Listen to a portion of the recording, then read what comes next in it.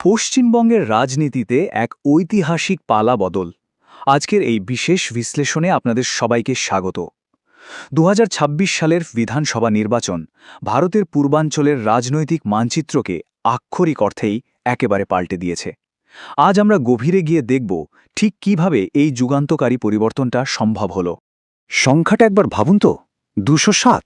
হ্যাঁ, ঠিকই শুনেছেন। কোনো রকম রাগঢাক ছাড়াই বিজেপি ২০২৬ সালের নির্বাচনে ঠিক এই ২০৭টি আসন জিতে নিয়েছে। এর মানে কি দাঁড়ালো? একটানা ১৫ বছর ধরে চলা তৃণমূল কংগ্রেসের শাসনের অবসান ঘটল, আর স্বাধীনতার পর এই প্রথমবার পশ্চিমবঙ্গে গঠিত হল বিজেপির নিজস্ব সরকার। এখন আপনাদের মনে স্বভাবতই একটা প্রশ্ন আসতে পারে, তাই না? কিভাবে বিজেপি এমন একটা ঐতিহাসিক জয়ের রূপরেখা তৈরি করল? আর এই বিপুল জয়ের পর রাজ্য পরিচালনার জন্য বিশেষভাবে শুভেন্দু অধিকারীকেই বা কেন বেছে নেওয়া হলো? এই সিদ্ধান্তগুলোর গভীরে গেলে আমরা একটা অত্যন্ত সুপরিকল্পিত রাজনৈতিক কৌশলের ছবি দেখতে পাব। পুরো বিষয়টাকে খুব সহজে বোঝার জন্য আজকের এই আলোচনাকে আমরা মূলত ৬টি ভাগে ভাগ করেছি। ঐতিহাসিক পট পরিবর্তন, জায়ান্ট কিলারের উত্থান, বাংলার ভূমিপুত্র, আমরা ভিত্তিক শাসন মডেল, কৌশলগত মন্ত্রিসভা এবং বাংলার ভবিষ্যৎ। চলুন এক এক করে শুরু করা যাক। প্রথমেই আসা যাক আমাদের প্রথম পয়েন্টে, একটি ঐতিহাসিক রাজনৈতিক পট পরিবর্তন এবং একটি যুগের অবসান। নির্বাচনের ফলাফলটা যদি আমরা গ্রাফের দিকে তাকিয়ে দেখি, তাহলে বিষয়টা একদম জলের মতো পরিষ্কার হয়ে যায়। একদিকে বিজেপির ঝুলিতে ২০৭টি আসন, আর অন্যদিকে তৃণমূল কংগ্রেসের ৮০টি আসন। এই বিশাল ব্যবধান বুঝিয়ে দিচ্ছে যে রাজ্যের মানুষ কতটা নির্ণায়কভাবে তাদের জনাদেশ দিয়েছেন। আর এই পরিবর্তনের সবচেয়ে বড় প্রতীকী দৃশ্যটা দেখা গেল শপথ গ্রহণের দিন। প্রথাগতভাবে রাজভবনের যে ৪ দেওয়ালের মধ্যে শপথ হয়, সেটা এবার সরিয়ে নিয়ে যাওয়া হলো সোজা কলকাতার ঐতিহ্যবাহী ব্রিগেড প্যারেড গ্রাউন্ডে। একটা সময় এই ব্রিগেড ছিল বামফ্রন্ট বা তৃণমূলের বিশাল জনসমাবেশের প্রতীক।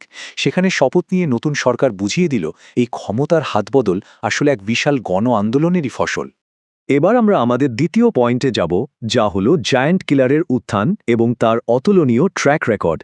নতুন মুখ্যমন্ত্রী শুভেন্দু অধিকারী যে একেবারে শীর্ষস্থানে পৌঁছে গেলেন, সেটা কিন্তু কোনো কাকতালীয় ব্যাপার নয়। এর পেছনে রয়েছে তার এক অকল্পনীয় রাজনৈতিক সাফল্য।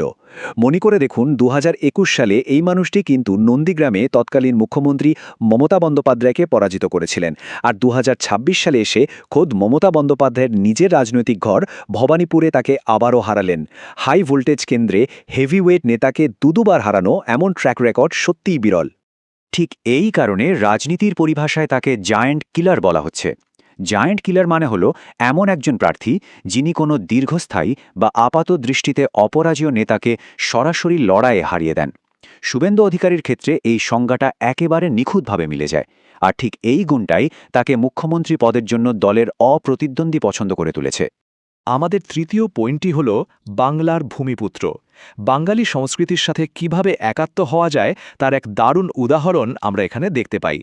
বছরের পর বছর ধরে বিরোধীরা প্রচার করে এসেছে যে বিজেপি নাকি বহিরাগতদের দল। এই ধারণা ভাঙতে নতুন মুখ্যমন্ত্রী অত্যন্ত সুনির্দিষ্ট কিছু পদক্ষেপ নিলেন। ভাবুন একবার, শপথ নিচ্ছেন একেবারে ২৫শে বৈশাখ, রবীন্দ্র জয়ন্তীর দিন। পরনে ঐতিহ্যবাহী ধুতি পাঞ্জাবি আর শপথ বাক্য পাঠ করছেন খাঁটি বাংলায়। শপথের পরই সোজা চলে গেলেন জোড়াসাঙ্ক ঠাকুরবাড়িতে রবীন্দ্রনাথের প্রতি শ্রদ্ধা জানাতে। এমনকি হাওড়ার নবান্ন থেকে রাজ্য সচিবালয়কে আবার কলকাতার ঐতিহ্যবাহী রাইটার্স বিল্ডিংয়ে ফিরিয়ে আনার কাজও শুরু করে দিলেন। এই সব কিছুই আসলে নিজেকে বাংলার মাটির ছেলে হিসেবে প্রমাণের একটা সুচিন্তিত কৌশল। ৪ নম্বর পয়েন্টে আমরা দেখব একটা বড় প্রতিশ্রুতি, আমরা ভিত্তিক শাসন মডেল। নতুন প্রশাসন শুরু থেকেই একটা জায়গায় খুব জোর দিচ্ছে, সেটা হলো আদর্শগত পরিবর্তন। পূর্ববর্তী প্রশাসনের বিরুদ্ধে একটা বড় অভিযোগ ছিল যে তারা ব্যক্তিকেন্দ্রিক আমি মডেলে চলে। সেই জায়গায় দাঁড়িয়ে নতুন সরকার নিয়ে এসেছে আমরা মডেল। এই মডেল অনেক বেশি গণতান্ত্রিক, যেখানে সবার মতামত নিয়ে যৌথভাবে কাজ করার প্রতিশ্রুতি দেয়া হচ্ছে। আর তাদের মূল মন্ত্রই হলো কথা কম, কাজ বেশি। এই গোটা দর্শনটাকে শুভেন্দু অধিকারী নিজেই খুব সুন্দর করে একটা বাক্যের মাধ্যমে তুলে ধরেছেন। তিনি বলেছেন, আমি নয়, আমরা, বিজেপি সরকার এই নীতিতেই কাজ করবে। এই একটা মাত্র লাইনে আসলে নতুন সরকারের মূল বার্তাটাকে সবার কাছে পরিষ্কার করে দেয়। এবার আসা যাক পঞ্চম পয়েন্টে। মুখে তো আমরা বলা হলো, কিন্তু কাজে কতটা হলো সেটাই আমরা দেখব এই কৌশলগত মন্ত্রিসভার বিশ্লেষণে। নতুন মন্ত্রিসভার দিকে তাকালে আপনি বুঝতে পারবেন সামাজিক ভারসাম্যটা কতটা সুনিপুণভাবে তৈরি করা হয়েছে। দেখুন, মতুয়ার সম্প্রদায় থেকে রয়েছেন অশোক কীর্তনিয়া, রাজবংশীদের প্রতিনিধি হিসাবে নিশীথ প্রামাণিক, জঙ্গলমহল ও আদিবাসী সমাজ থেকে ক্ষুদিরাম টুডু, আর ওবিসি সম্প্রদায়ের প্রতিনিধিত্ব করছেন দিলীপ ঘোষ। পাশাপাশি নারী প্রতিনিধি হিসেবে আসানসোল থেকে উঠে এসেছেন অগ্নিমিত্রা পাল, অর্থাৎ সমাজের প্রতিটি স্তরের মানুষকে এই আমরার মধ্যে অন্তর্ভুক্ত করা হয়েছে। শুধু সম্প্রদায় নয়, ভৌগোলিক ভারসাম্যটাও দারুণ। প্রাথমিক মন্ত্রীদের মধ্যে দেখুন 2 জন উত্তরবঙ্গের আর 3 জন দক্ষিণবঙ্গের। একটা বেশ চমকপ্রদ ব্যাপার হলো, প্রথম দফার এই শপথ গ্রহণে কলকাতার কোনো বিধায়ক মন্ত্রী হয়ননি। এর মানে হলো প্রথম দিন থেকেই একেবারে প্রান্তিক এবং জেলা স্তরের মানুষের সমর্থনকে একটা শক্ত ভিত্তির উপর দাঁড় করানোর চেষ্টা করা হয়েছে। আর ভাষার বৈচিত্র্য তো নজর কাড়ার মতো। 4 জন মন্ত্রী যখন বাংলায় শপথ নিচ্ছেন, ঠিক তখনই জঙ্গলমহলের নেতা ক্ষুদিরাম টুডু শপথ নিলেন তার মাতৃভাষা সাঁওতালিতে। সংস্কৃতির প্রতি এই সম্মান দেখানোটা প্রান্তিক মানুষের কাছে একটা অত্যন্ত শক্তিশালী বার্তা পৌঁছে দিয়েছে। আলোচনার একদম শেষ পর্যায়ে আমরা এসে পড়েছি আমাদের ষষ্ঠ পয়েন্টে, বাংলার ভবিষ্যৎ এবং বিরোধী শিবিরের অবস্থান। এত বড় একটা রাজনৈতিক ভূমিকম্পের পর বিরোধীরা কি করছে? প্রাক্তন মুখ্যমন্ত্রী মমতা বন্দ্যোপাধ্যায় এই শপথ গ্রহণের দিনটিকে তার নৈতিকতার লড়াইয়ের শুরু হিসেবে বর্ণনা করেছেন। নির্বাচন পরবর্তী কথিত রাজনৈতিক সহিংসতা এবং তার নিরাপত্তা প্রত্যাহারের বিষয়গুলোকে সামনে রেখে তিনি সমস্ত বিরোধী দলগুলোকে নিয়ে একটা ঐক্যবদ্ধ মঞ্চ তৈরি করার ডাক দিয়েছেন। বিরোধী রাজনীতির ভবিষ্যৎ সমীকরণ বোঝাতে গিয়ে তিনি একটি অত্যন্ত তাৎপর্যপূর্ণ কথা বলেছেন। তিনি বলেছেন, আমি সবাইকে সঙ্গে নিয়ে চলতে চাই। এখন এমন একটা পরিস্থিতি যে বিজেপিকে রুখতে হলে আমাদের বামপন্থী এবং অতি বামপন্থীদেরও প্রয়োজন, অর্থাৎ একটা বৃহত্তর জোটের ইঙ্গিত কিন্তু আমরা ইতিমধ্যেই পাচ্ছি। অন্যদিকে নতুন সরকার চুপ করে বসে নেই। তারা রাজ্য পরিচালনার জন্য একটি স্পষ্ট রোডম্যাপ বা রূপরেখা তৈরি করেছে।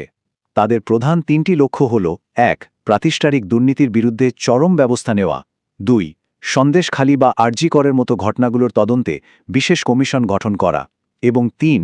কেন্দ্রের সাথে কাঁধে কাঁধ মিলিয়ে রাজ্যের সার্বিক উন্নয়ন বা কোঅপারেটিভ ডেভেলপমেন্ট নিশ্চিত করা। পশ্চিমবঙ্গ যখন তাদের প্রতিশ্রুত এই নতুন বিশ্বাসের যুগে পা রাখছে, তখন আমাদের সবার মনেই একটা বড় প্রশ্ন উকি দিচ্ছে: বাংলার এই ঐতিহাসিক রাজনৈতিক পালাবদল কি সারা ভারতের বিরোধী রাজনীতির ভবিষ্যতের উপর কোনো প্রভাব ফেলবে? এই নতুন সমীকরণ জাতীয় রাজনীতিতে ঠিক কী ধরনের ঢেউ তুলতে চলেছে? উত্তরটা হয়তো সময় দেবে, তবে রাজনীতি যে আর আগের জায়গায় নেই তা নিশ্চিত। আজকের এই তথ্যবহুল বিশ্লেষণে আমাদের সাথে থাকার জন্য আপনাদের অসংখ্য ধন্যবাদ।